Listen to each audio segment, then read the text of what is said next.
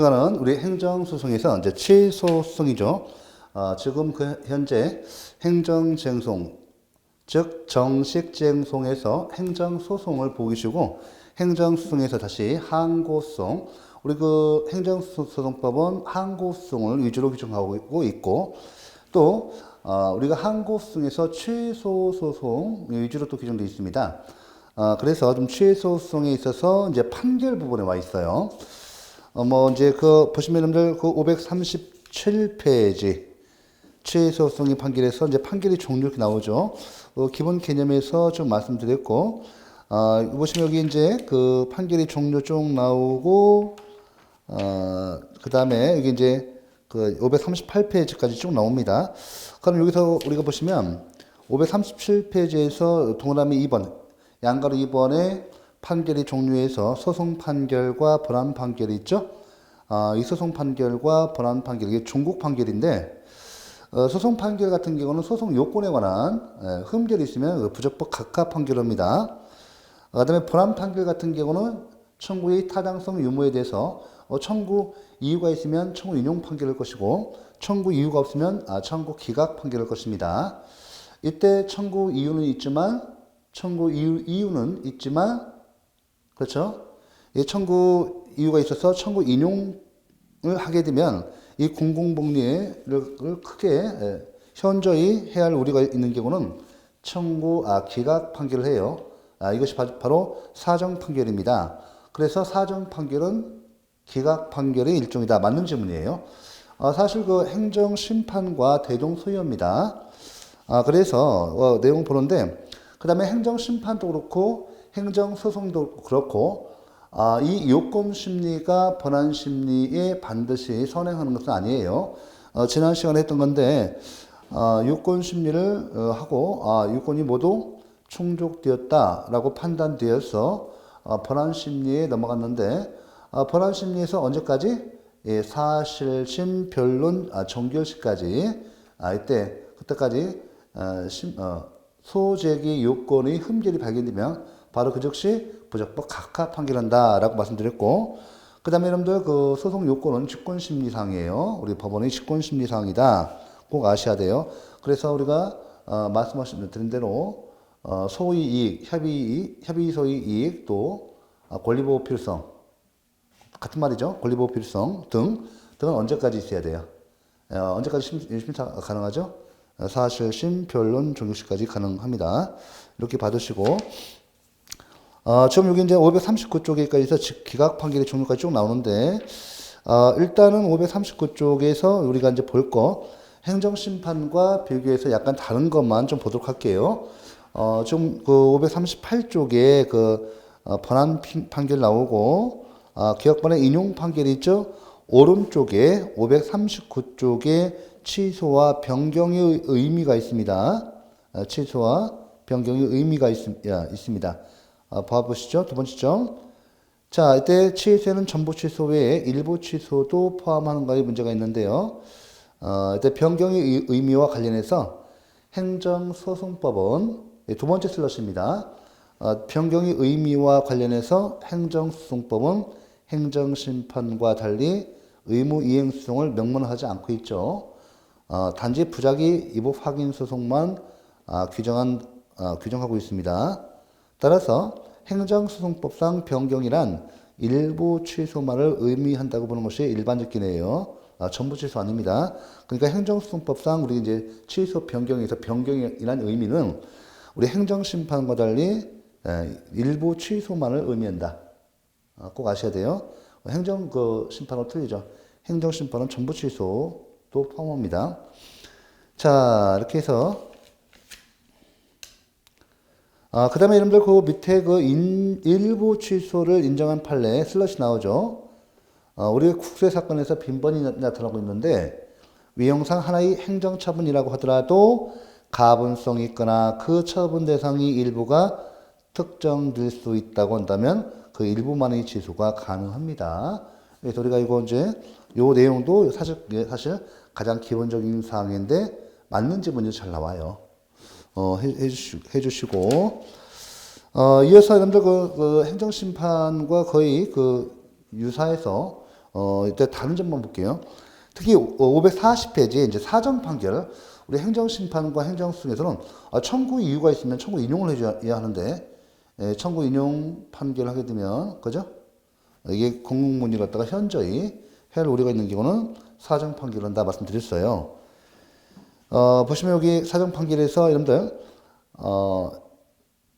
이 사정 판결하고 우리 행정심판에서 사정 제기라고 사정 판결, 이게 비교해서 잘 나오는데, 우리 행정심판에서 사정 제기를 있게 되면, 우리 그 청구인, 그죠?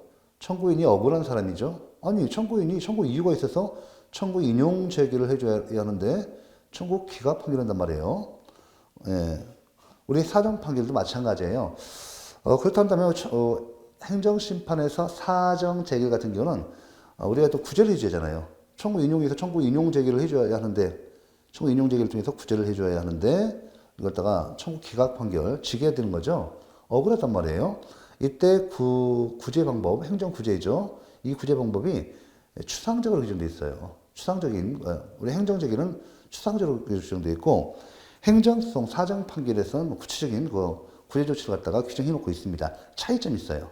구제 방법에 있어 행정심판 제기는 추상적인 구제 방법을 규정하고 있고, 행정소송은 구체적인 구제 방법이 규정되어 있습니다. 이거 비교 문제가 잘 나와서 제가 말씀드린 거예요. 지금까지 2번 나왔습니다. 그래서 말씀드린 거고, 그러면 여기 그 다음에 사정 제기과 사정 판결은 그 예외적으로 인정되는 겁니다. 원칙적으로 인정 안 돼요. 그 다음에 몇 가지 여기 보시면 이제 볼 것이 있는데, 사정 판결에 있어서 성격은 가장 행정소송법상 대표적인 공익조항이죠. 이 정도 체크해 놓으시고, 필요성 봐두시고, 요건 봐보세요. 요건이 나오고 있는데, 여기 보시면 이제, 자, 여러분들 여기 541쪽에서 좀 중요한 거, 요건 좀 책을 정리를 통해서 가고, 제가 이번 시간에 주안점을 듣고선 판결이 효력이에요. 거의 판결이 효력에서 시험에서 나옵니다. 사정 판결도 물론 많이 나왔던 거고, 하지만 이번 시간은 판결이 효력과 관련돼서 꼭 정리를 하시고, 이해를 하시고, 또 암기를 하시고, 법조문을 숙지를 하셔야 합니다. 그러면 여기 우리가 541쪽에 맨 위에 슬러시가 있어요. 사정 판결을 구하는 피고인의 신청이 있어야 하는가? 이 피고인은 우리 한국승에서는 당연히 행정청, 처분청이 되겠죠? 자, 이렇게 있는데, 판례가 중요하죠. 우리 판례가 중요합니다. 자, 여러분 보시면, 우리 판례는, 자, 사정 판결 구하는 피고인, 꼭 우리 행정청, 처분청이 사정 판결이 필요하다고 해서 이런 신청이 있어야만이 법원이 사정 판결을 할 수 있는가? 이 문제예요. 이 문제인데, 자, 이때 판례는 우리가, 그죠? 행정청이, 피고죠? 피고 행정청, 당해 행정청, 처분청이 신청이 없다 하더라도 판례는 직권으로 사정 판결을 할 수 있다고 봐요. 그래서 B번, 배분 3개, 직권으로 이렇게 사정 판결을 할 수 있다. 그 다음에 기준시도 알아두셔야 돼요. 기준시. 자, 사정 판결이 필요한가의 판단의 기준시는 언제일까요? 사정 판결이 필요성 여부에 대한 판단의 기준시는 판결 시점, 즉 사실심, 변론, 종결시입니다. 이렇게 해놓으세요. 판결 시점 체크해 놓으세요. 사실심, 변론, 종결 해놓고 약 2주 뒤에, 3주 뒤에 선고가 있습니다. 자, 이렇게 받으시고, 자, 원고의 보호, 이게 이제 아까 우리 행정구제를 말씀해 놓은 건데, 여기 보시면, 자, 여기, 위법성의 명시, 체크. 사정 판결 시 법원은 그 판결이 주문해서 그 처분이 위법함을 명시해야 돼요. 명시하고, 소송 비용은 누가 부담하죠? 원고는 억울한 사람이에요. 원고가 이길 것 같다가 지는 거 아니에요. 그래서, 소송 비용은 당연히 피고가 부담해야겠죠. 예, 피고가 부담해야 합니다. 자, 그 다음에 적용 범위 와보세요. 적용 범위에서 이것도 좀 몇 가지, 그죠? 다시 한번, 우리는 적용 범위. 사정 판결은 취소 소송에서만 인정됩니다. 모의동 확인 소송과 부작위 위법 확인 소송에서는 준용되지 않아요. 이거 좀 준용구 규정 꼭 체크하셔야 돼요. 자, 판례 부정합니다. 그래서 다시 한번 사전 판결은 취소성에 의해서만 규정되어 있고 여기 적용되고 무효동 확인수성과 부작위 위법 확인수성에서는 적용되지 않는다. 이렇게 놓고 자 판결의 형식을 받으시고요. 판결의 절차 보시고 판결의 효력을 이제 보도록 하겠습니다. 자 우리 시험에서 잘 나오는 것이 있어요. 이제 판결의 효력이죠. 이것은 뭐 앞에서도 말씀드렸지만 재결의 효력과 관련해서도 중요하고 법조문 특히 이제 법조문 중요합니다. 그 다음에 이제 판례에서 판결의 효력과 관계돼서 많이 물어보니까 당원에 표시했습니다. 여기 이제 법원이 있어요. 이 법원이 있습니다. 네, 법원이 있습니다. 법원이 있고 이렇게 있죠. 당의 행정청이 있어요. 당의 행정청이 있고 상대방 갑이 있습니다. 상대방 갑이 있습니다. 자, 보시면 우리가 이제 다른 거 필요 없고, 여기에서 이제 이렇게 행정청이 상대방 갑에 대해서 위법한 처분 등과 부작위에서 이 법률상 이익이 침해되면, 그죠? 여기가 이제 원고가 되겠죠? 원고, 이거 있고, 원고 적격을 가져야 하고, 그 다음에 여기가 이제 피고가 되죠? 피고가 되고, 피고 적격을 가져야 합니다. 여기서 우리가 이제 일반적으로 당사자라 하잖아요. 당사자라고 해요. 당사자. 예, 이걸 갖다가 뭐라 한다고요? 우리가 당사자라고 하죠. 행정소송의 당사자. 예, 당사자. 원고와 피고가 돼요. 자, 그 다음에 이때 제3자유 행정위가 있죠. 제3자유 행정위가 있습니다. 이 제3자 이렇게 쓰죠. 예, 제3자 이해관계인데 이건 상대방 그죠? 상대방 그죠? 상대방 요걸 갖다가 이제 상대방 이걸 타자 제3자라고 하죠. 타방이에요. 다른 상대방을 말하는 거예요. 예, 법률상 이해관계인입니다. 여기 또 뭐가 있어요? 이해관계청이 있죠? 이해관계청이 있습니다. 이해관계청. 예, 그래서 당연히 관계청 하면 이해관계청이에요. 그죠? 관계청이 있죠. 이렇게 있겠죠. 제3자가 있고요. 이때 보시면 이제 이거 갖다 우리는 뭐라고 해요? 참관이라고 참관. 그죠? 예, 참관인. 예. 자, 우리가 관계인으로서 참관인과 대리인이 있죠. 대리인이 있을 수 있죠. 요거만 표시하겠습니다. 우리가 필요한 건 요거예요. 자, 법원에서 우리가 지난 시간에 심리를 봤어요. 심리를 봤습니다. 이렇게 심리를 봤어요. 예, 심리를 봤습니다. 그 다음에 이렇게 예, 심리에 따라서 이제 판결을 하게 돼 있죠. 다른 거 판결 다 봤고, 저희 관심사는 이제 여기서, 이때 중요하죠. 판결의 효력, 판결의 효력이 중요합니다. 이제 판결의 효력에서 맨 처음에 나오는 게 이제 우리가 자방력이 있어요. 우리가 542쪽 보면서 하도록 하죠. 자, 자방력이 맨 처음에 써볼까요? 뭐가 있어요? 자방력이 있다. 이거 있고, 두 번째가 뭐가 있어요? 여기 이제 확정력이 있어요. 우리가 이제 혹시 형식적 확정력이 있어요. 이렇게 시험에서 나올 수도 있고, 형식적 확정력. 이걸 다른 말로 뭐라고 해요? 불가증력이라고 합니다. 불가증력. 행정의 효력에서 배우셨죠? 그 다음에 실질적 확정력. 판결의 내용이 이렇게 확정되는 거예요. 실질적 확정력이죠? 이렇게 해서, 여기 보시면. 그죠? 이걸 뭐라고 해요? 우리가 기판력. 기판력 이제 많이 하죠. 예, 보셔야 돼요. 예. 자, 그 다음에, 그렇죠? 우리가 기판력으로 많이 나오죠? 기판력으로 많이 나옵니다. 이 불가정력으로도 많이 나와요. 그 다음에 여러분들 우리가 행정심판법 소송법에 특이한 규정, 뭐가 있어요? 기속력 규정이 있습니다. 행정심판과 소송의 특이한 효력. 그 다음에 이어서 형성력이 나오죠. 형성력 나옵니다. 형성력이 나와요. 그죠? 그래서 시험에서 주로 나오는 것은 요거죠. 기판력, 요거 나오고, 기속력, 형성력 위주로 나옵니다. 가끔씩 우리가 이제 이 자방력도 한번 나왔어요. 시험에서. 여기 자방력, 그죠? 이 자방력. 법원은 자기가 내린 판결이 확정되면, 우리 법원은 자기가 내린 판결이 확정되면 이 자기가 내린 판결에 스스로 속박되는 효력, 속박되는 효력이죠. 그러니까 이 자방력은 이 법원을 고소하는 효력입니다. 요 놓기 시험 나왔어요. 이렇게 해서 놓기 자박력 시험 나왔습니다. 이렇게 돼 있죠? 자박력 이거 좀 칠 것이고, 그 다음에 여러분들 이제 여기 불가정력과 기판력인데, 여러분들 이 형식적 확정력, 즉 불가정력이 발생해야만이 이 실질적 확정력, 기판력이 발생하는 거예요. 상식입니다. 왜냐하면 여러분 지금 1심이 판결이 있어요. 1심이 판결이 있으면 상소 기간 내에는 어떻게 돼요? 상소 제기 기간 내에는 판결이 확정 안 되죠. 이 상소 제기 기간이 경과해야만이 1심 판결이 내용이 확정돼요. 그러니까 1심 내용 내가 판결 받았어요. 내가 패소했어요.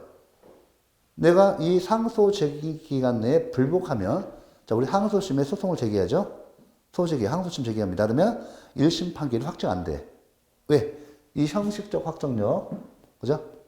이 불가정력, 이것이 발생해야만이 돼요. 그래서 2심 가면 1심 판결이 확정 안 되죠. 다시 2심이 끝나고 다시 또 상소 제기간, 상고, 대법원심이죠. 상고 제기간 내에 또 제기하면 대법원까지 가기 때문에 논리적으로, 그렇죠? 내가 1심 패스했어요. 아유, 2심 가봤자 또 뭐 소송 비용만 뭐하고 또 줄 것 같다면 1심에서 내가 어떻게 돼요? 1심 판결이 나고 나서 우리가 이제 항소 제기 기간 내에 항소를 하지 않으면 그 기간이 경과함으로써 바로 판결이 확정돼요. 맞습니다. 그죠? 그러니까 이거죠. 불가정이 발생해야만이 이렇게 기판력이 발생합니다. 이 논리죠. 전제되죠. 불가정력이 전제가 됩니다. 꼭 기억하셔야 돼요. 이제 시험에서 이제 우리가 여기서 기판력과 기동력의 차이점, 형성력의 차이점 배우셔야 돼요. 그럼 자박력을 좀 봐볼까요? 자, 동그라미 1번부터 보겠습니다. 자, 동그라미 1번 자박력 보세요. 법원이 판결을 선고하면 선고법원 자신도 판결의 내용을 취소 변경할 수 없게 되죠. 이를 판결이 자박력 또는 불가변력이란다. 자박력은 선고법원과 관련된 효력이다. 자, 판결의 내용. 자, 이때 우리가 보세요. 다시 용어가 좀 약간 바뀌지만, 여기 이걸 다른 말로 뭐라 한다고요? 불가변력이라고 해요. 우리 법원이 자기가 내린 판결의 내용이 자기가 비록 내렸다 하더라도요, 법적 안정성 때문에 자기가 내린 판결의 내용을 취소 변경할 수 없어요. 자박력. 요거로 용어 나왔습니다. 불가변력을 말하는 거예요. 스스로 취소 변경할 수 없다는 거죠. 그럼 법적 안정성을 위해서 온 겁니다. 아이고, 제가 재판 1심에서, 아이고, 내가 재판 잘못했어요. 판결을 했는데요. 다 취소 변경을 해요. 안 됩니다. 이때는 제2심 불복 절차 항소심으로 가야 돼요. 자, 그 다음에 여러분들 이제 확정력에서 형식적 확정력 보세요. 자, 됐죠? 예, 됐고. 보시면 확정력에는 형식적 확정력과 실질적 확정력이 있는데, 상소의 포기, 모든 승부를 거친 경우 혹은 상소 제기 기간의 경과로 인해서 판결에 불복하는 자가 더 이상 판결을 상소로서 다툴 수 없게 되는 이 경우에 판결이 갖는 구속력을 형식적 확정력이라고 하죠. 불가정력이라고 한다. 됐죠? 형식적 확정력은 당사자와 이해관계자, 즉 법원의 판결에 불복할 수 있는 자에게 향한 효력이죠. 우리가 불가정력에서 했잖아요. 이 상대방을 했었잖아요. 상대방과 이해관계는 이거 제3자는 타방은 이해관계인이에요. 이거 당연히 법률상 이해관계를 말해요. LPG 충전소 설치 허가에서 이웃주민들 있죠. 또 경업자 중에서 일반 담배 판매업, 신규 일반 담배 판매업자에 대한 기존의 일반 담배 판매업자 이렇게. 그래서 우리가 상대방과 그죠? 이 상대방과 이해관계를 구성하는 일이다. 우리 불가정력 이렇게 배우셨잖아요. 이렇게 행정이 효력이 있어. 불가변력은 우리가 이제 행정심판에서는 행정기관을 구성하는 효력이잖아요. 근데 이건 행정소송이니까 법원이에요, 법원. 네, 이렇게 됐죠? 상대방 또는 이해관계를 구성하는 효력이다. 더 이상 소를 통해서 다툴 수 없는 효력. 자, 이렇게 됐고, 그 다음에 이제 드디어 기판력이 나오네요. 기판력 보셔야 돼요. 자, 기판력에 있어서 여러분들, 자, 요 내용을 좀 체크할 것이 있어요. 왜냐면 기판력과 기속력에서 거의 시험에서 다 나오기 때문에, 또 형성력 관계에 대해서 시험 나오기 때문에, 이거는 자세히 봐야 합니다. 자, 됐죠? 그러면 여러분들, 그 실질적 확정력에서, 우리 기판력 의의를 보도록 하죠. 자, 의 봐보세요. 중위에서 다시 뭐 기본적인 우리가 기본 이론에서 다 했지만 다시 한번 개념을 보도록 하겠습니다. 의 보세요. 판결이 불가증력을 발생하게 되면 형식적 확정이라네요. 이렇게 바꿔 쓸 수도 있어요. 불가증력이 발생하게 되면 그 후의 절차, 즉 후수에서 동일한 사항 중에죠. 동일한 사항, 동일한 소송물이 문제되는 경우에도 당사자와 누구요? 당사자, 원고와 피고, 원고와 피고. 자, 그 다음에 원고와 피고, 원고와 피고 당사자라고 하죠. 이 당사자 및, 그죠? 당사자 및 그 주의를 동일시할 수 있는 자. 당사자 및 엔드 그 주의를 동일시할 수 있는 자. 당사자 및 그 지위, 당사자와 그 지위 동일시할 수 있는 자. 동일시할 수 있는 자. 누가 있어요, 여기? 여기 승계인, 상속인, 그죠? 양수인. 승계인을 할 때, 승계인은 상속인이 될 수도 있고, 양수인이 될 수도 있잖아요. 그죠? 예. 제가 분명히 써드렸습니다. 그렇죠? 이 주관적 범위예요, 이게. 이게 주관적 범위야. 그러니까, 동일한 사항, 이 동일한 사항, 이건 객관적 범위라 하죠. 동일한 사항, 동일한 소송물이 문제되는 경우에도 당사자와 이들이 승계인은, 원고와 피고는 이 판결의 내용이 확정된 경우예요. 지금 요거 보고 있어요. 지금 이거 판결의 내용이 확정된 거죠. 자, 승계는 기존 판결에 반하는 주장을 할 수 없을 뿐만 아니라 당사자는 기존에 확정된 판결의 내용과 배치되는 주장하면 안 돼. 당사자와 그 지위를 동일시할 수 있는 자는 기판력에 반합니다. 그러니까 이 당사자는 보세요. 이 당사자는 전소법원에서 판결이 확정되잖아. 이게 보세요. 이게 지금 현재 판결이 현 법원에서 이 당사자에게 판결의 내용이 확정돼 있어. 그러면 후소법원에 가서 다시 후소법원에 소 제기해가지고 후소법원에 가서 소 다시 제기해서 이 당사자 원고와 피고는 이 내용과 배치되는 반대되는 주장하면 안 돼요. 이게 주관적 범위인데 그 다음에 법원도 또 후소법원을 말하는 거야. 이 당사자가 이 현재 법원에서 이 판결의 내용이 확정됐어. 이 판결의 내용이 확정됐는데, 확정됐어요. 확정됐어요. 이 내용이 후소법원에, 다른 법원에, 후소법원. 이게 전소법원이 되는 거지. 그러니까 후소법원에 가서, 그죠? 예. 당사자, 그죠? 원고와 피고 및 그 지위를 동일시할 수 있는 자는 이 전소법원이 이제 여기 판결 확정됐지 이거 그러니까 판결 내용이 확정됐으니까 이 판결 내용과 반대되는 거 그죠? 후소법원에서 당사자는 누구예요? 당사자. 전소법원의 내용과 전소법원 판결 내용.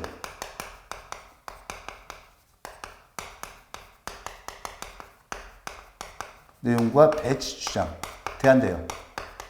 이거 안 돼요. 또 그죠? 이 후소법원은요. 당사자죠. 또 이 후소법원 자체, 이 후소법원죠. 이 법원, 후소법원 자체인데요. 이 전소법원 판결과 전소법원 판결 내용과 똑같아요. 내용과 배치 판결 할 수 있어 없어? 할 수 없죠. 왜? 법적 안정성을 위해서. 이 법적 안정성을 위해서 그런 거예요. 됐죠? 이렇게. 별거 아니에요. 이 주관적 범위예요. 이 주관적 범위. 자, 다시 나올 거예요, 이거. 우리가 이제 그 객관적 범위 같은 경우는 동일사항이죠, 동일사항. 왜냐면 만약 후소법원에 또 다툴 수 있다면 무한히 이 소송이 반복되잖아요. 그러다 보니까 이 기판력을 인정해서 더 이상 다투지 못하도록 막는 거예요. 법적 안정성을 위해서. 왜? 소송이 막 무한 반복되거든요. 자, 그래서 이제 취지 다시 한번 나왔죠. 이 취지에서 제가 말씀드렸습니다. 우리 취지 봐보세요. 543쪽. 기판력은 실질적 확정력은 소송 절차의 무용한 반복을 방지하고 아울러 선후 무손진 재판의 출현을 방지함으로써 법적 안전성을 도모하고자 함이 그 목적이다, 취지이다. 법적 근거 발표 이거 처음 나오죠. 우리 행정수법의 기판력 용어 보셨나요? 우리 행정소송법에 명시적으로 기판력의 규정이 없어요. 없으면 어떻게 돼? 민사소송법을 준용하도록 되어 있죠. 그래서 민사소송법, 자, 우리 행정소송법 제8조 2항에 따라서 민사소송법 제216조와 18조가 준용됩니다. 이 기판력에 관한 규정입니다. 자, 내용 봐볼게요. 다시 한번 반복금지효, 모순금지 별표 3개. 자, 반복금지효. 판결이 기판력이 발생하면 당사자는 동일한 소송물을 대상으로 다시 소를 제기면 안 돼요. 이게 뭐예요? 반복금지요. 이거 안 된다잖아요. 이거. 어? 그러니까 이게 뭐야 이게? 반복금지요. 반복해서 소송을 제기해가지고 이렇게 할 수 없다는 얘기예요. 어? 다시 소송을 제기해서 판결 내용이 확정되면 다시 소송을 제기해서 이렇게 전소법원 판결 내용과 배치 등 주장할 수 없다. 이게 반복금지효 이게. 요걸 봐볼까요? 자, 그 다음에 두 번 모순금지효죠? 모순금지효 같이 볼게요. 뿐만 아니라 후수에서 당사자는 기판력을 발생하고 있는 전소의 확정 판결의 내용에 반은 주장할 수 없고 법원은 전소 판결 반은 판단할 수 없다. 모순금지효. 법원은 뭐냐? 모순금지효. 됐죠? 그래서 요거 내용도 그죠? 다시 소제기할 수 없다 그죠? 다시 소제기 못해요. 다시 소제기 못해요. 못하고 또 전소법원의 판결 내용과 배치 등 주장할 수 없다. 그래서 반복금지요. 됐죠? 요거와 요걸 통해서 이렇게 다시 한번 우리 기판력의 내용 보시면요. 이렇게 반복금지요. 당사자에게 반복해서 소를 다시 제기할 수 없고 후수법원도 이렇게 전소법원의 판결과 배치되는 판결을 할 수 없어요. 법적 안정성을 위한 거죠. 자, 그 다음에 효력 범위 보세요.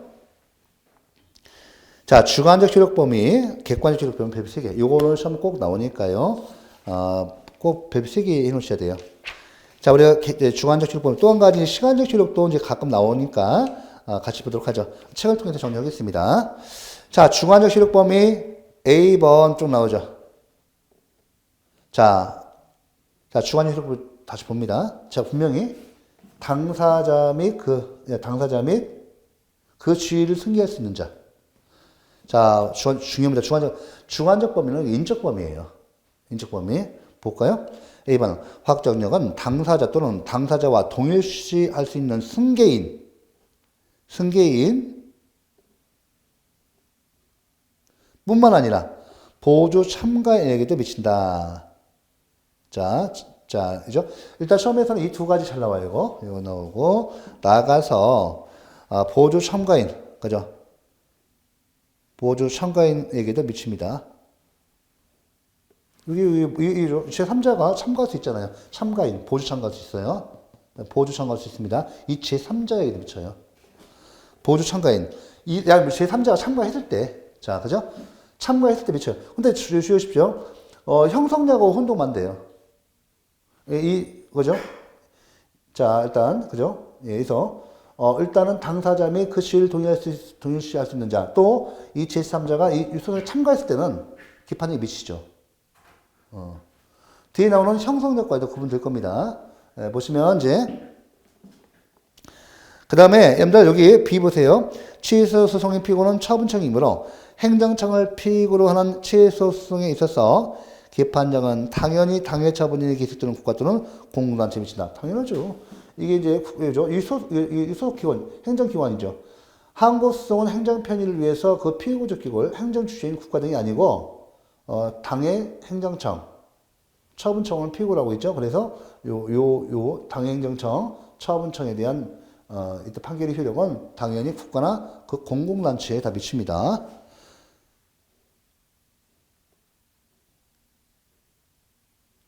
그 다음에 쉽게 말하면, 아까 주의하셔야 돼요. 지금 당사자가 누구예요? 그 갑과 이 당해 행정청, A 행정청 합시다. A 행정청 합시다. 그럼 A 행정청이죠? 이 제3자는요, 보통 참가인 적격이 인정돼요.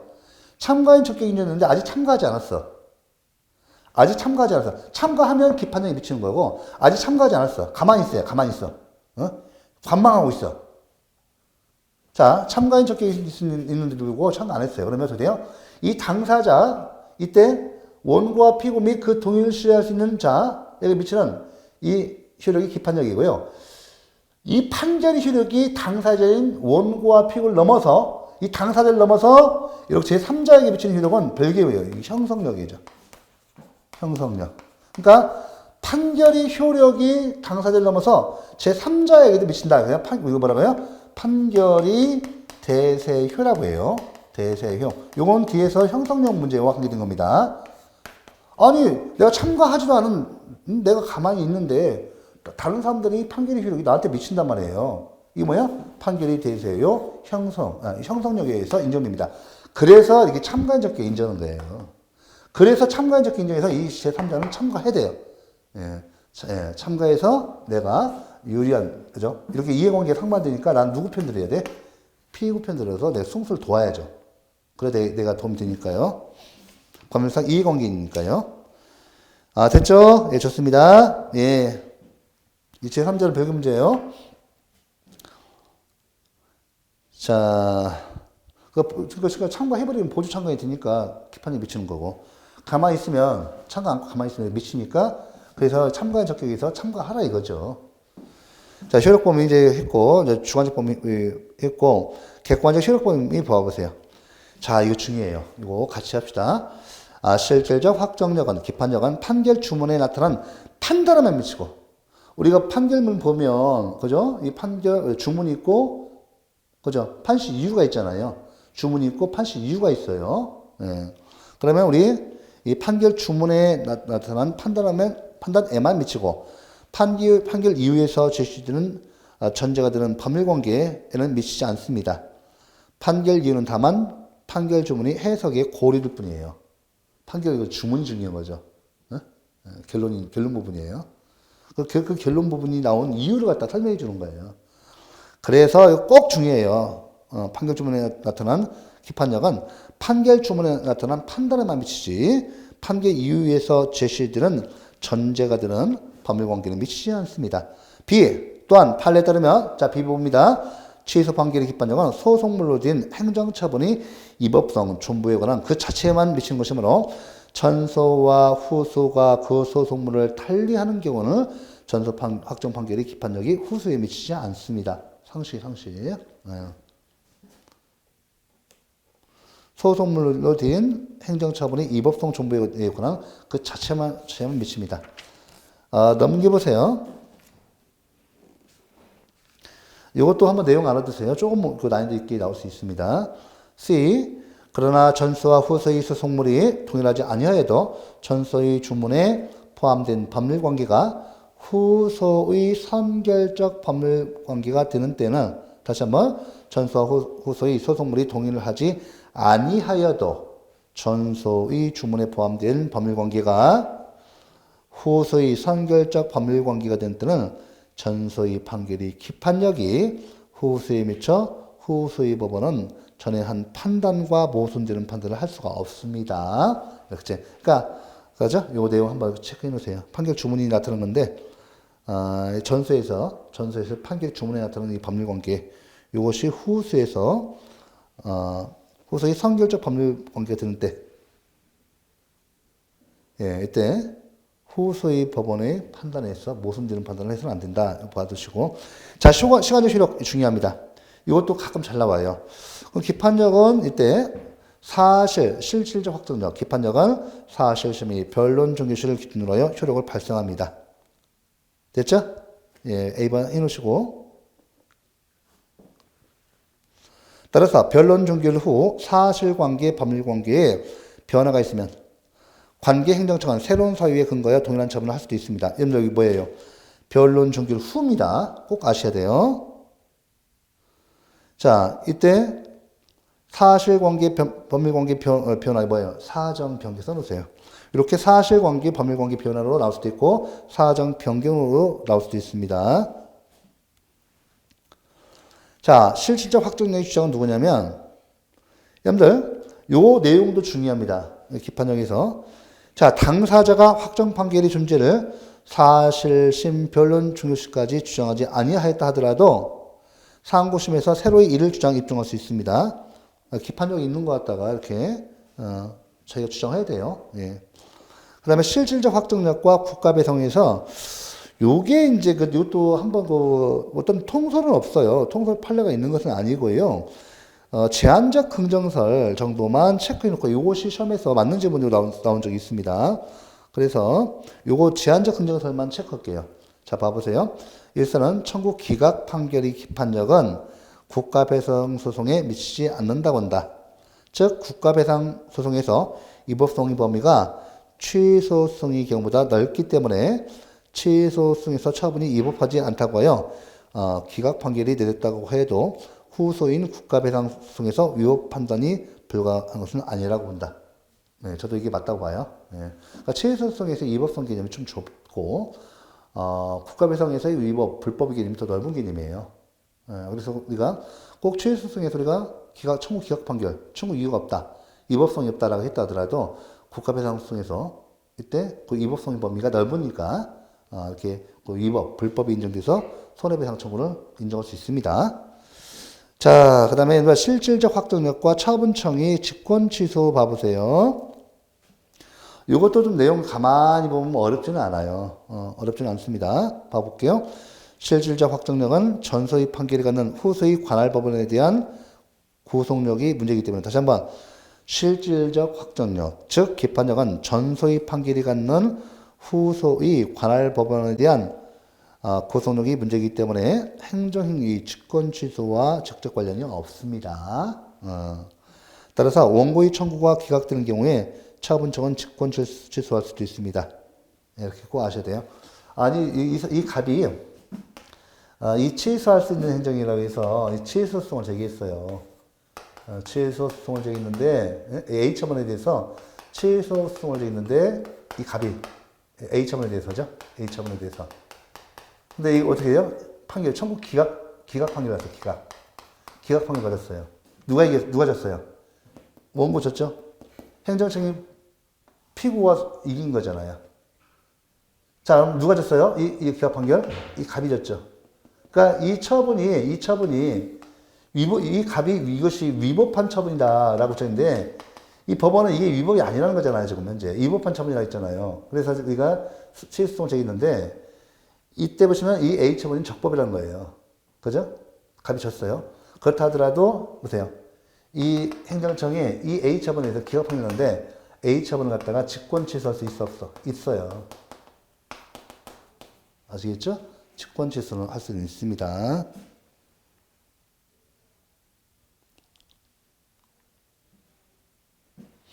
그래서 보세요. 기판력은 이게 후수법원과 관계된 거야. 후수법원이 관할권과 관계되니까, 그죠? 후수법원은 다시 이거 청구 기각 판결을 확정됐어. 그러면 이 기각 판결 내용과 다시 이 소호 제기 무효기 맞고 후수법원 관계돼서 맞고 이때 반복 금지와 모순 금지 이거 달성하는 거죠. 후수법원이 관할과 관계된 거예요. 그래서 행정청이 직권 취소하는 것은 전혀 관련이 없습니다. 해서 직권 취소할 수 있어요. 우리가 야 이거 적법인데 우리가 해줄게. 직권 취소할 수 있습니다. 자, 예선이 형성력, 기록력을 보셔야 돼요. 자, 보시는데, 자, 형성력이죠. 좀 잠깐 말씀드렸는데, 이 형성력에 관한 직접적인 근거 규정이 있어 없어요? 직접적인 근거 규정. 요거 직접적인 근거 규정은 없어요. 직접 근거 규정은 없습니다. 이게 형성력이라는 직접 근거 규정은 없어요. 간접적 근거 규정. 간접 근거는 있어요. 자, 그럼 우리가 형성력 봐보세요. 이때 중요한 것은, 잠깐요. 청구 기각 판결은, 이 청구 기각 판결 같은 경우는, 여러분들, 청구 인용, 기판력, 다시 한번, 기판력 또는 실질적 확정력 같은 경우는 청구 인용 판결, 청구 기각 판결 다 인정돼요. 아시겠죠? 다 인정돼요. 하지만 형성력은 어디에서만 인정돼요? 취소소송에서 형성력은 취소소송에서 그죠? 요거는 청구 인용 판결에서만 인정됩니다. 청구 인용 판결만 인정돼요. 이게 중요해요. 이 시험 잘 나옵니다. 가끔씩. 기각 인정 안 돼요. 자, 이거 해놓고요. 여러분들 그 의의에서 두 번째 점 중요합니다. 자, 형성력에 관한 직접적인 명시적 규정은 없어요. 그러나 행정수송법 제29조 제1항에 비추어서 당연히 인정됩니다. 행정수송법 제29조 제1항이 행정수송법 제29조 1항.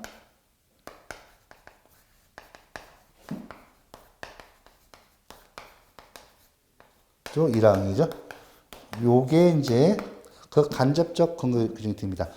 그 내용 봐보세요. 세 번째 점 봐보세요. 그 내용인데, 취소 판결이 확정되면 행정청에 의한 특별한 의사표시 내지 절차 없이 당연히 행정상 법률관계의 발생, 변경, 소멸, 즉 형성의 효과를 가져온다. 이를 한다. 이를 형성력이라고 해요.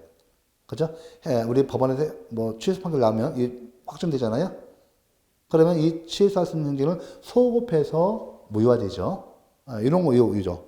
그래서 이걸 우리가 행정청이 별도의 의사표시를 유하지 않고 바로 이렇게 법률관계가 다른 모습으로 변동됩니다. 그래서 이제 이렇게 해놓으시고, 근거 다시 한번 취소 판결이 형성력에 관해서 명문 규정이 없죠. 29조 제1항이 바로 취소 판결이 형성력이 간접적 근거이 된다. 효과 다시 한번. 자, 근거 다시 놓고 형성효 보시고요. 다시 한번 이거 나오면 이런 주문이 나죠. 우리가 보면 형성력 의의에서 세 번째 점, 그 다음에 효과에서 형성효 나오죠. 그 다음에 뭐 취소의 소급표 봐보세요. 이거. 이 취소의 소급표, 이 규정이 형성력에 관한 간접적 근거 규정이 되는 거예요. 제29조 1항이죠. 보시면 형성효 보세요. 행정처분을 취소한다는 확정 판결이 있으면 그 취소 판결이 형성력에 의해서 당해 처분의 취소나 취소 통지 등의 별도의 절차를 유하지 아니하고 당연히 그 취소 효과가 발생한다죠. 이거 나오고 이거 바로 형성력을 놓으셔야 돼요.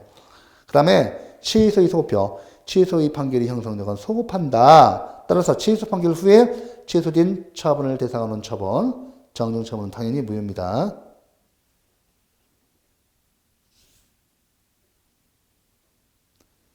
자, 해놓고요. 이것도 해놓으셔야 돼요. 소급 인정된다는 거.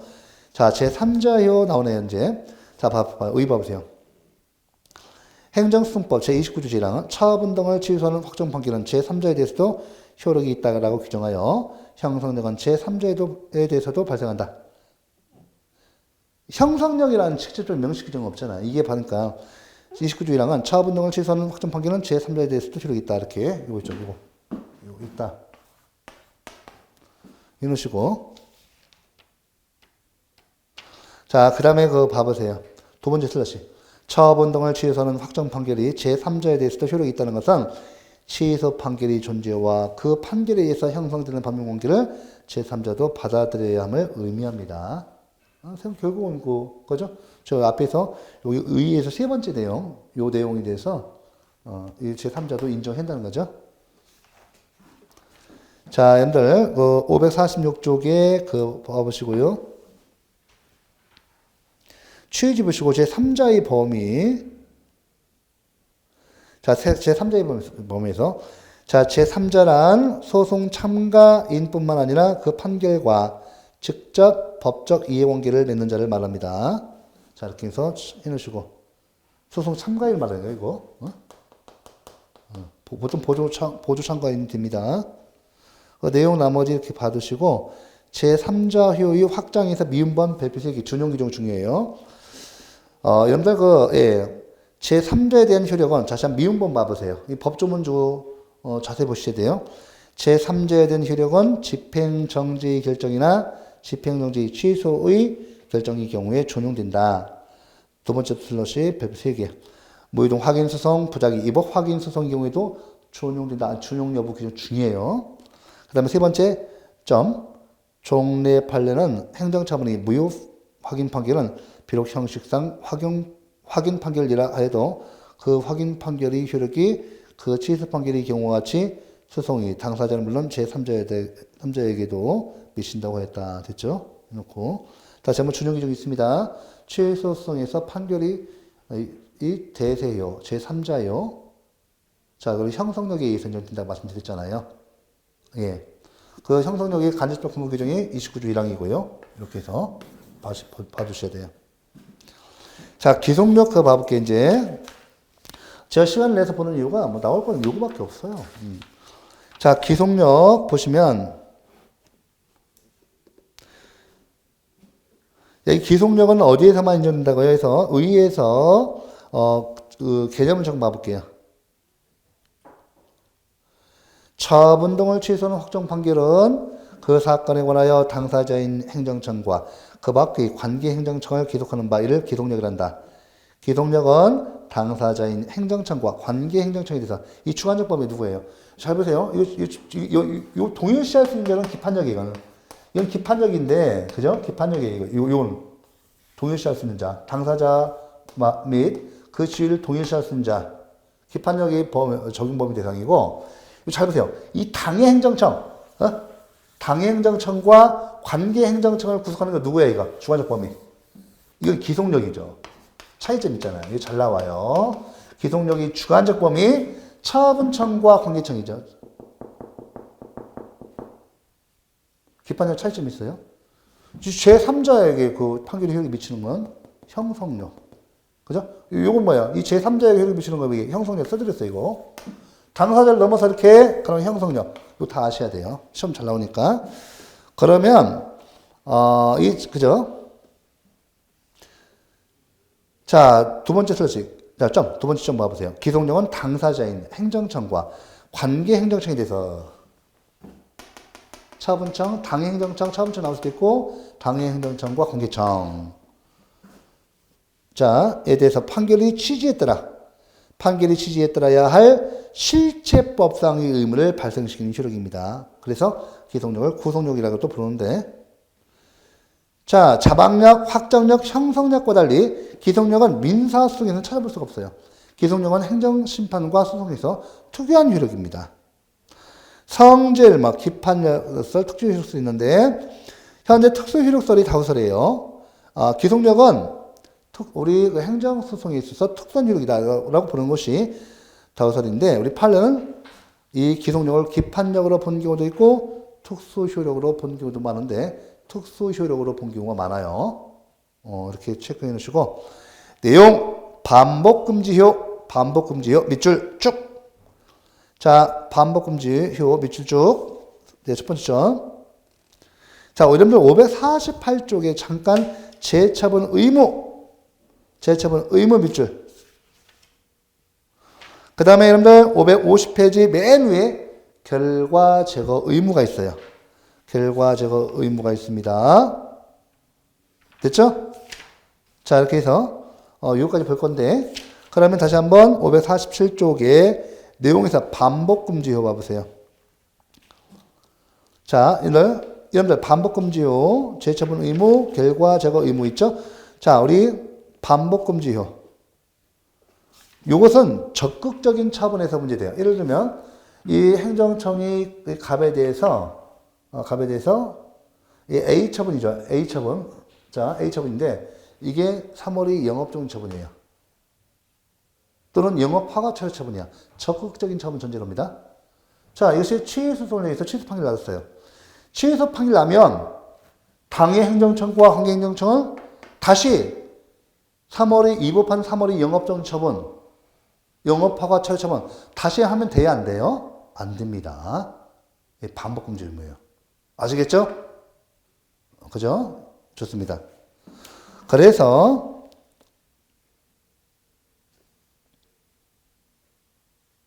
여기 그 반복 의의에서 봐볼게요. 세 번째 점 봐보세요. 동일한 사실관계 아래에서, 동일한 사실관계 아래에서 동일한 당사자에 대해서 동일한 내용이 처분을 반복해서는 안 되는 자, 밑줄 부작위 의무. 금지 의무. 반복 금지가 뭐야? 금지가 뭐야? 부작위 의무죠. 부작위지. 부작위 의무죠. 네. 반복 금지 의무, 반복 금지효의 범위 A번 보세요. 기성력은 판결이 주문과 이유에서 적시된 개개의 이법 사유에 미치므로 밑줄. 기판력은 좀 틀리죠. 기판력은 판결이 주문에만 미치는데 기성력은 판결의 주문과 그 판시 이유가 있죠. 판시 이유에서 적시된 개개의 이법 사유에 미치므로 처분 시에 존재한 다른 사유를 들어 동일한 내용의 처분을 하더라도 반복금지의 효에 위반되지 않는 처분이다. 예를 들면 미성년자 고용을 이유로 1월이 영업정지 처분을 받고 영업정지 처분 취소승에서 승소했으나 처분청이 무자료 지급 판매를 이유로 1월이 영업정지 처분을 발령한 경우. 548쪽 B번 보세요. 자, 처분의 위법성 판단 기준 시점은 언제예요? 처분 시법. 처분 시법에서 처분 시죠. 자, 됐죠? 자, 이 내용이 제가 다 읽어드리는 이유가 이 내용이 조금 디테일이 나오면 이 정도 나옵니다. 거의 규제가 유사하게 나올 거예요. B 보세요. 처분의 위법성 판단 기준 시점은 처분 시이므로 처분 시 이후의 사정은 새로운 사정이며 따라서 처분청이 처분 시 이후의 사유를 내세워 새로이 처분을 하는 경우에는 반복금지에 위반되지 않습니다. 시점 중요하죠. 예. 그리고요, 쭉 나오는데, 그리고 C.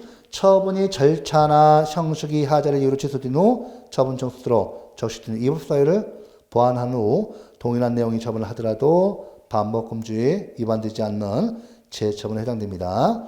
종전의 처분과 위법사유를 보완하는 처분은 별개의 처분이기 때문이죠. 봐두시고. 자, 위반. 기속력에 위반하면, 즉, 반복금지에 위반하는 처분은 그 하자가 너무나 중대하고 명백해서 무효가 됩니다. 기속력 위반해서 동일한 처분 또 한다. 반복금지 효 의무 위반. 위법 무효입니다. 무효. 자, 재처분 의무 이제 적극적인 관점이 기속력인데, 이런데 우리가 보시면 부작위 위법 확인성. 우리 또 있잖아. 거부 처분에 대한 취소. 의무 이행 소송을 인정하지 않으니까 우리 행정소송에서는 거부 처분에 대해서는 취소송을, 그죠? 부작위에 대해서는 부작위 위법 확인 소송을 제기합니다. 이때 이제 그 적극적 관점의 기속력은 그 뜻이에요. A번 보세요. 재처분이란 행정청이 판결의 취지에 따른 처분을 해야 함을 의미하고요. 이를 재처분 의무들은 적극적 처분 의무라 부르기도 합니다. 자, 재처분 의무는 B 보세요. 행정청에 대해서 판결의 취지에 따라 신청이 된 새로운 처분을 해야 할 의무를 부과함으로써 신청인에게 실질적인 권리 구제를 확보해 주기 위한 것입니다. C. 재처분 의무의 불이행 시는 뒤에서 보는 바와 같이 의무 이행을 위한 간접 강제가 허용됩니다. 여러분들, 아니 거부 처분에 대한 취소, 거부 처분에 대한 취소 판결, 부작위 위법 확인성 있어요. 재처분 안 해요. 그죠? 그러니까 우리가 허가를 신청했더니 행정청이 위법한 거부 처분 또는 허가 처분이 없는 거 부작위죠. 요거 내용입니다. 자, 그래서 이게 그죠? 행정소송법상 재처분 의무는 두 가지 방향에서 문제되죠. 자, 먼저 거부 처분 말씀드렸어요. 거부 처분 취소의 경우 절차 위법이 이유가 있는 경우, 일단 그 부작위 위법 확인성은 뒤에 나오기 때문에 그것 따라 거기서 볼 거고, 여기 재처분 의무는 거부 처분에 대한 그죠? 취소 판결이 있고 이에 따른 재처분 의무를 말합니다. 자, 일단 우리가 여기 그 A 규정 내용 봐볼게요. 규정 내용하고 B 판결의 취지에 따른 재처분 의무 봐볼게요. 자, A 규정 내용 보세요. 판결에 의해서 취소되는 처분이 당사자의 신청을 거부하는 것을 내용으로 하는 경우, 이 거부 처분이죠. 그 처분을 행한 행정청은 판결의 취지에 따라 다시 이전의 신청에 대한 처분을 해야 한다. 행정소송법 제30조 제2항이죠. 자, 두 번째 점, 재처분 의무는 신청에 대한 거부의 취소를 구하는 소송이 제기되어 취소 확정 판결이 있는 경우에 인정됩니다. 됐죠? 됐습니다. 자, 판결의 취지에 따른 재처분 의무 나오죠. 예, 보죠. 요 내용을 좀 보시면 디테일이 좀 나오기 때문에 여러분들 요거까지만 해놓으세요. 절차 위법인 경우 다 있습니다. 이번 판결 해요. 다 보셔야 합니다. 왜냐하면 어차피 요거에서 난이도 쪽 문제에서 뭐 예를 들면 뭐 70점에서 90점 구간 문제에서 한 문제 나와요. 반드시 나옵니다. 판결의 효력 관계에 대해서. 그래서 좀 더 자세히 보는 거죠. 자, 판결의 취지에 따른 재처분 의무 B. 첫 번째 점. 재처분 의무에서의 판결의 취지에 따른다는 것은 원고의 신청대로 재처분을 한다는 것은 아닙니다. 즉 재처분 의무는 재처분만. 아니 내 허가 신청이 있어. 그리고 그런데 행정청이 위법한 거부 처분을 했단 말이에요. 그래서 이 거부 처분에 대한 취소 소송을 제기했더니 거부 처분에 대한 취소 판결이 나왔어요. 무효시켰잖아요. 그럼 그죠? 이 거부 처분이 위법이라는 거죠. 그럼 우리 법원에서 판결이 취지대로 행정청은 허가 신청에 대해서 재처분, 그죠? 재처분 의무가 됩니다. 재처분 의무가 발생하죠. 이때요. 그러면 허가 신청한 대로 그대로 해주는가? 그렇지는 않습니다. 허가 신청했는데 이때 그죠? 이때 다시 우리 거부해야 할 사유, 거부 처분 사유가 있으면 거부 처분하고 아니면 허가 신청대로 처분해 주면 돼요. 그러니까 허가 신청대로 그대로 허가 처분해 주는 것이 아니라 허가 처분을 해 줄 수도 있고 또 거부 처분을 할 수도 있습니다. 네. 왜 그런가 하면 그러니까 재처분이면 다시 한번 우리가 그 거부 처분도 처분이에요. 아니 허가 요건이 갖춰지지 않은 허가 신청인데 어떻게 처분을 내줘요?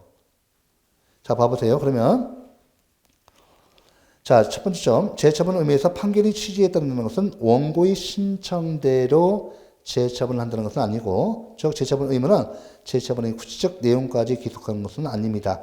따라서 취소된 거부처분과 다른 사유를 들거나 또는 거부처분 사유에 존재하는 위법 사유를 보완하여 다시 거부처분을 할 수 있어요. 이렇게. 자, 판결이 취지했다는 데는 의미는 기속행위와 재량행위에 따라서 그 의미와 내용이 달라질 수 있습니다. 봐보시고. 자, 기속행위는 그대로 따라서 해야죠. 예, 볼까요? 그럼 여기까지? 그럼 두 번째 슬래시 봐볼게요, 그러면. 자, 기속행위의 경우는 행정청은 신청을 인용하는 것이 원칙이지만 당초의 거부처분의 사유와 다른 사유가 있을 경우는 다시 거부처분을 낼 수 있고, 자, 재량행위의 경우에는 판결이 취지한 하자 없는 재량사의 지시가 될 것이므로 행정청은 재량권의 축소가 이루어져 인용처분만이 유일한 대안인 경우에는 인용처분만을 해야 하겠지만 그런 경우가 아닌 한 다시금 재량을 행사하여 처분을 해야 할 것이다. 됐죠? 한편 여기서의 행정청이 재처분은 당사자의 신청 없이 당연히 해야 하는 것입니다. 받으시고. 자, 절차 위법이 이은 경우도 여러분들 보셔야 돼요. 왜냐면 이 절차 위법이 이은 경우. 요에 대한 논란이 있지만, 자, 우리 행정승법 제30조 제3항이 이 얘기 좀 있어요. 우리가 행정행위에서 절차상 요건이 있죠. 이 처분에서 절차상 요건이 있죠. 예.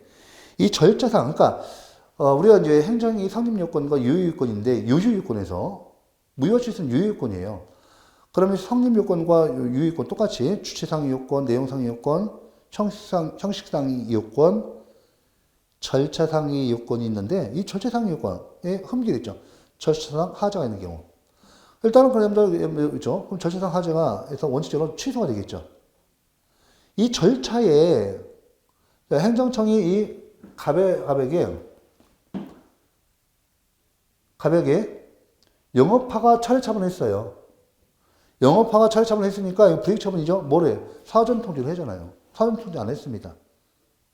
또 뭘 해야 돼요? 의견 청취해야죠. 청문이나 공청회가 아니면 의견 제출을 기다리는데 안 했단 말이에요. 절차상 요건이 하자가 있어, 지금. 그럼 뭐가 돼요? 원칙적으로 취소가 된단 말이에요. 영업허가 처리했는데 이 행정 절차상 요건을 갖다가 결했단 말이에요. 이것도 위법한 처분이 됩니다. 그럼 행정청이, 법원이 이 절차상의 하자를 이용해서 취소 판결을 내렸어요.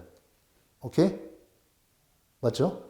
그러면 이때 행정청은요, 이때 다시요, 재처분 의무지죠. 이때 어떻게 해요? 다시 영업허가, 이 행정청이 이 갑에 대한 A 영업허가 처리처분돼서 다시 행정절차법상의 사전통지나 의견 청취 기회, 의견 제출 기회 등을 줘야 합니다. 이렇게 해야 돼요. 그죠? 재처분 의무 들어가죠? 있죠? 그 내용입니다. 별거 아니에요.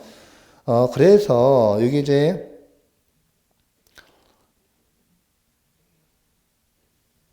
자, 여기 이제 절차 위법이 이은 경우, 이거 말씀드렸죠? 그래서,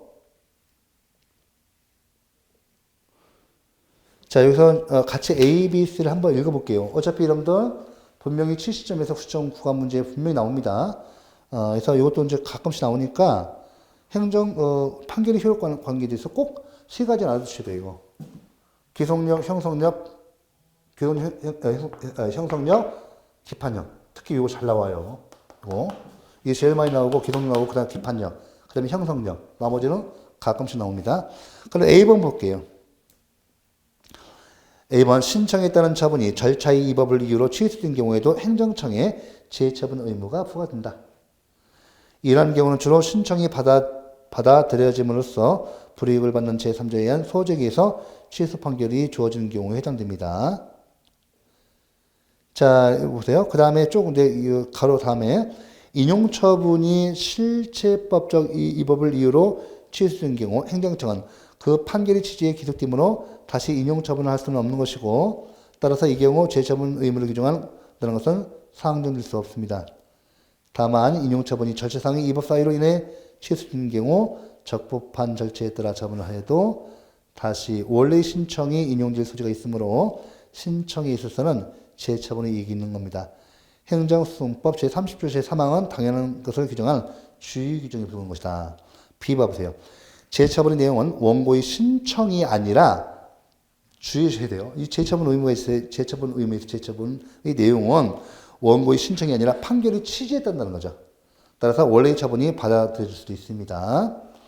자, C. 절차상의 하자가 아닌 사유를 들어 거부 처분을 하는 것은 기속력에 반하는 것은 아니고 행정소송법 제30조 3항은 다만 절차상 위법 사유에 한하여 기속력이 미치기 때문입니다. 받으시고 자, 결과 제거 의무 자, 해서 행정소송법 30조 제1항을 갖다가 그 결과 제거 청구권의 근거를 보기도 합니다. 자, 중요한 효력 범위만 정리하고 효력 범위하고 이제 집행력만 보면 끝납니다. 효력 범위세요. 주관적 범위 말씀드렸어요. 당해행정청과 관계행정청 꼭 주관적 범위. 자, 그 다음에 객관적 범위 이거 체크하셔야 돼요. 기판력과 차이점 꼭 이거에서 시험 꼭 나오니까 봐야 돼요. 첫 번째 슬러시 보세요. 기속력은 판결 주문 및 그 전제가 된 요건 사실의 인정과 효력이 판단에만 미치고 판결의 결론과는 직접 관련 없는 방론이나 간접 사실이 판단에 미치지 않는다. 배로 3개. 이 지문은 뭐 자주 나오는 거예요.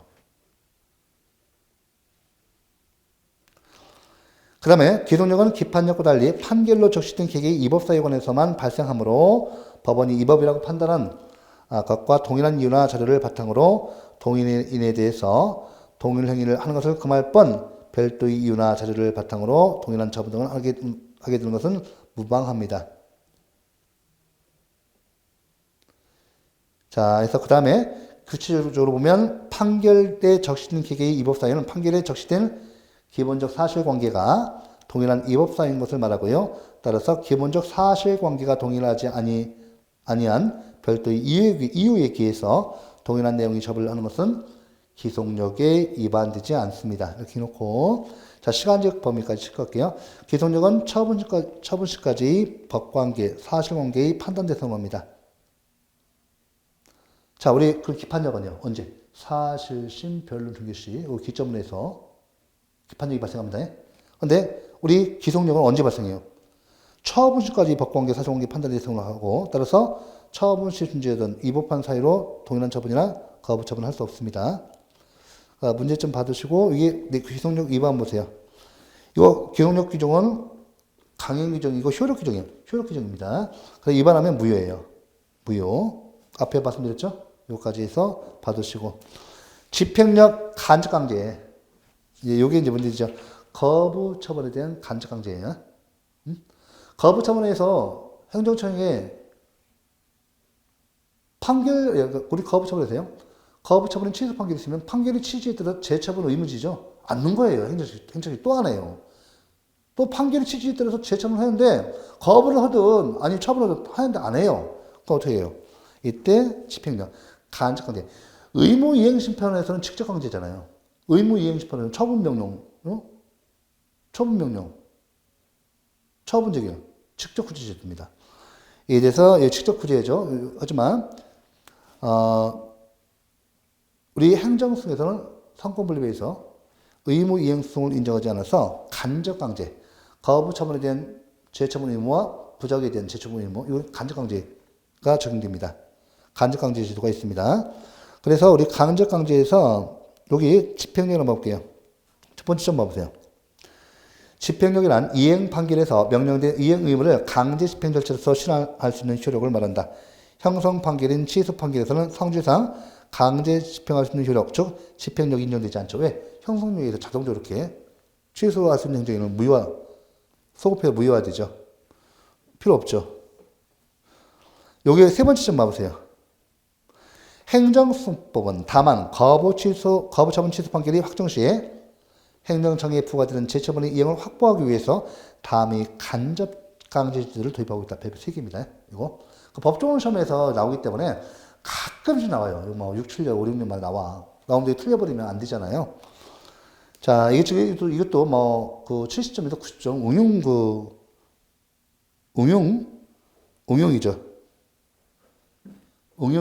우리 응용 문제 나옵니다. 그래서 우리 보시면 이제 간접강제 다시 의의 봐보세요. 여기 다시 첫 번째 슬러시만, 두 번째 슬러시 보겠습니다. 자, 판결에 의해서 취소된 처분이 당사자의 신청을 거부하는 것을 내용으로 하는 경우에는 그 처분을 행한 행정청은 판결이 취지했더라. 신청 취지가 아니에요. 허가 신청이 취지가 아니라 판결이 취지했더라. 다시 이전의 신청에 대한 처분을 해야 한다.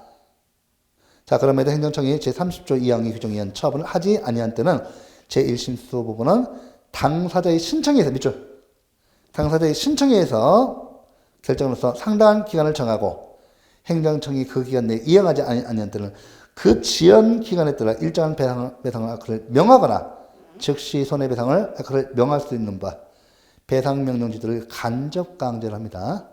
이런 배상명령지들을 간접강제라고 합니다. 간접강제. 돈으로 심지 압박하는 거죠. 행정수법상 간접강제는 재처분 의무에 대한 간접강제 시도예요. 적용범위 특히 무효동 확인 판결의 경우. 자, 준용 배분 3개. 행정수법은 거부처분 취소 판결에 대한 재처분 의무에 대한 간접강제 규정을 규정하고 이를 부작위 위법 확인 부작위 위법 확인 판결의 경우에 준용하고 있죠.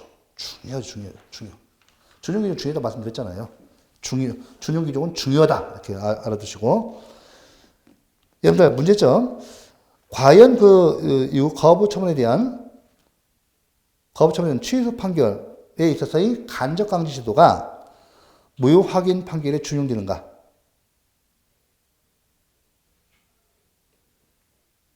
자, 여러분들 판례 보세요. 부정. 쉽게 말하면 거부 처분에 대한 무효 확인 판결에 대한 재처분 의무를 규정하고 있음에도 자, 무효동 확인 판결에는 간접 강제의 준용 규정이 없습니다. 쉽게 말하면 거부 처분에 대한 무효 확인 판결의 재처분 의무를 규정하고 있지만 무효동 확인 판결에는 간접 강제의 준용 규정이 없어버려요. 없어요. 이때 과연 간접 강제 제도가 무효동 확인 판결에 준용 규정이 없는데 이 무효동 확인 판결에도 적용하는가, 허용되는가? 예를 들어서 판례는 부정. 판례는 실정법을 위주로 주로 해석합니다. 그렇기 때문에 판례는 부정적인 입장이에요. 꼭 아셔야 돼요, 이거. 자, 됐죠? 그 다음에 적용 요건은 좀 보셔야 돼요, 적용 요건. 보고 배상감이 법적 성격 보세요. 요거 제가 분명히 말씀드렸어요. 70점, 90점 구한 문제, 응용 문제로서 조금 난이도 있게 나온다고요. 이거 꼭 맞춰주시면 고속 좀 하시는 거예요.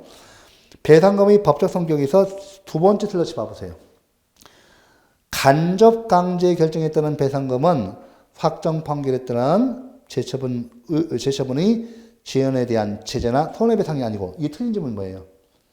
간접 강제 결정에 따른 배상금은 확정 판결에 따른 재처분의 지연에 대한 제재나 손해배상이라면 틀려요.